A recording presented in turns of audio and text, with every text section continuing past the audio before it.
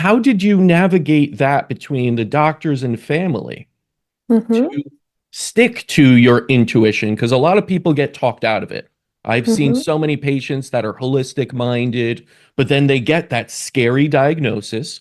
People start telling them you can't go with herbs and mindset and everything. You have to go in with this. And sooner or later, they break down a little bit and say, I guess they're right. So many people are telling me I must do this. Then maybe Mm-hmm. I should. What gave you that conviction to continue against the wishes of those around you? Mm-hmm. Yeah, I was seeing the impact of the work. Like I was really committed to visualizing and meditating 1 hour in the morning and 1 hour in the evening. Mm. And as soon as I left the meditations, I felt so peaceful, healthy. I was visualizing myself basically coming out of the hospital, receiving the good news from the doctor. I was back then I needed to take anti-epileptic medication too because it was pressing on my brain, so and Mm. causing epileptic seizures.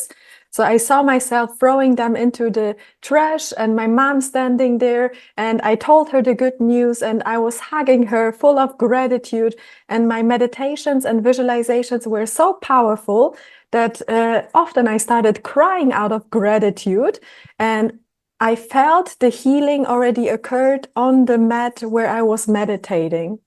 I felt it in the morning, I felt it in the evening, and I knew about the subconscious mind working with that information and what visualization does to our body.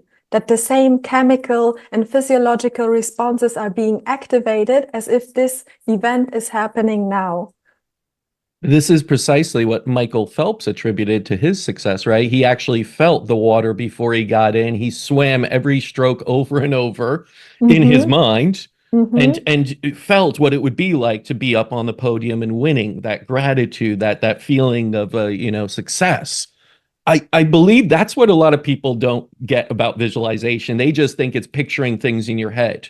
Yeah. And, it's like The Secret came out and everyone just started saying, oh, I really want a Ferrari. I really want a Ferrari. That Mm-hmm. wasn't enough to really do that because you have to have the emotion around it like it's happening, correct? You have to have the senses involved, almost the feeling, the scent of what it's like, all of that involved. It has to be real in your mind, Exactly. correct? But Mm-hmm. that's very difficult for some, especially if you're in a state where you're not feeling well, where you're down, you may be depressed about things. So it's something that I try and tell others going through it, but they say, well, I'm just not in the mindset to be grateful right now.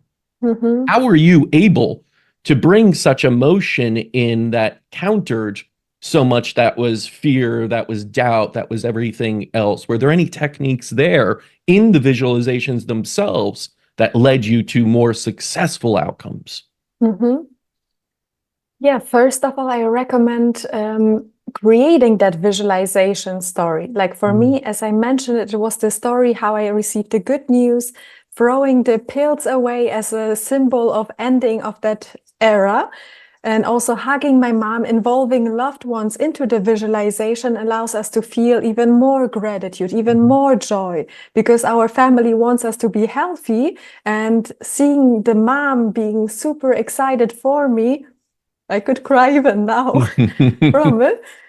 So, and also, I recommend also before you go into that visualization that you take time to take deep breaths, focus on your different body parts to really calm down yourself after maybe the whole day of work, after all what was going on in your mind. Don't go immediately in that visualization because that might be not so realistic and not so easy to do right away. Yeah, the brain always is sometimes your best friend, but sometimes your worst enemy. It fills you Exactly. with doubt. You have your monkey mind that just runs around and distracts you and thinks negative thoughts usually. It's Mm-hmm. it's hard sometimes to turn that around. But, one of the things I also heard was that you really dedicated yourself in those 2 months truly to healing. You Mm-hmm. didn't sit around and wait. You were very, very proactive. An hour in the morning of meditation, an hour at night. What else? What did your day look like for those? Because of course, it's not just, let's say, meditation or visualization, I'm guessing. It's diet, it's, movement, it's all sleep, all these things. What were you doing in a normal day for those 8 weeks or so that were changes to prior to your diagnosis? Mhm. Yeah, so I was definitely looking, first of all, what led to this outcome. And I was seeing that I didn't pay attention to what my body was telling me. I already had like red rashes on my face from all the stress. I was dragging myself in the gym no matter what.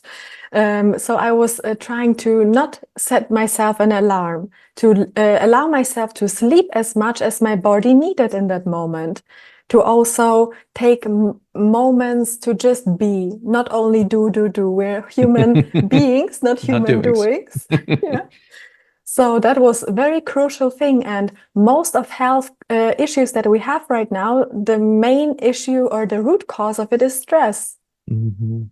So reducing stress levels is the key element. You can have the most nutritious diet, but if your stress levels are over the roof, you will not be able to digest the food properly. You will not be able to, yeah, to heal.